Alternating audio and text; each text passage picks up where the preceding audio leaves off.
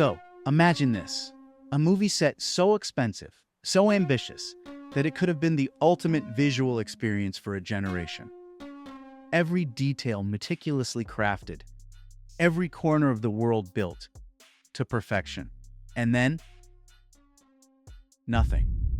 There's pretty much no audience, hardly any ticket sales, and it's almost impossible to even find a review.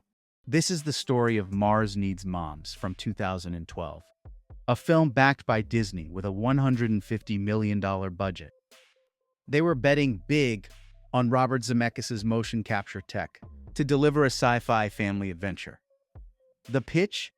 A kid named Milo, voiced by Seth Green, races to save his mom from Martian kidnappers. That doesn't sound too bad, right?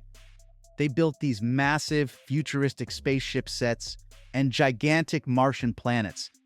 Think sterile spaceship corridors and a glowing red planet surface. And they poured millions into the latest motion capture technology to make it all feel real. People were expecting something like WALL-E meets Avatar, but then the trailer dropped. And, well, see for yourself. The characters look a bit, odd. And the story? It's a jumbled mess of cliches. Disney spent another $60 million on marketing so they could push this thing into IMAX 3D, only for it to open at $6.9 million domestically. Total worldwide gross, $39 million. Oh my God, that's a $170 million loss when you include the marketing budget. And let's not forget, there are almost certainly a bunch of other extra costs that haven't been made public. So, what was Disney's move?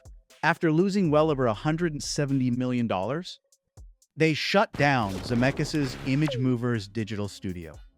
And with that, the movie disappeared into obscurity, along with its $100 million set. Okay, so now we need to go back to 1989 for The Adventures of Baron Munchausen. Directed by Terry Gilliam, this fantasy epic had a $46.6 million budget, and this was huge for the late 80s. The pitch was a whimsical tale of an 18th century baron telling fantastical stories of moon voyages, sea monsters, and giant hot air balloons. Gilliam went all out on the movie's sets and background. Sprawling Turkish palaces, a city on the moon, and tall, shiny golden towers, and a massive whale's belly that looked like a Gothic cathedral. And it was a visual feast. Pitched as Labyrinth meets Monty Python with a heavy side of epic. The sets, while clearly ambitious, look somewhat overwhelming. I mean, you can definitely see the creativity and effort behind it. And of course, there are plenty of people that love Gilliam's imagination and passion. But audiences at the time of its release found the movie to be too chaotic and disjointed. Many struggled to connect with it, and the film only grossed $8 million worldwide. That's a disaster for a $46 million production, especially when marketing costs pushed the total spend closer to $60 million. Yes, the sets were gorgeous and elaborate, but that couldn't save an incoherent plot. Perhaps the film might have benefited from a more affordable set, in order for the film to have a chance at being profitable. Now, let's jump to 2004's Sky Captain and the World of Tomorrow. This one had a $70 million budget and a bold vision. A retro-futuristic adventure starring Gwyneth Paltrow, Angelina Jolie, and Jude Law, all shot against a fully digital backdrop. In fact, it was one of the very first films to rely almost completely on green screen technology. The sets? Think 1930s sci-fi brought to life with Art Deco skyscrapers, massive aircrafts, and robot armies storming neon-lit cities. Director Kerry Conran built this world entirely on the computer with cutting-edge graphics and digital special effects. The film promised a bold mix of dark mystery and old-school adventure. And yes, the digital environments are very impressive and detailed. In fact, just looking at it, you can tell a lot of care went into building these worlds, and there's a sense of ambition behind every frame. But Unfortunately, it wasn't enough, and it only grossed $58 million worldwide.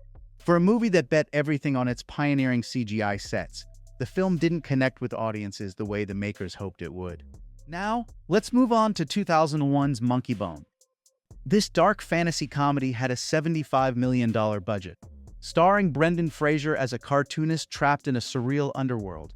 The sets were wild, a nightmarish carnival with twisted rides, a grotesque downtown filled with monsters, and a stop-motion-inspired afterlife. The pitch? A Tim Burton-esque fever dream with Chris Kattan as a manic monkey. You're thinking, this could be Beetlejuice with a bigger budget, right? And here's what they ended up producing, which is not terrible for its time. The sets are clearly imaginative and full of bold choices. But what probably let the movie down was the story's incoherence, particularly its sudden shift from slapstick to existential dread.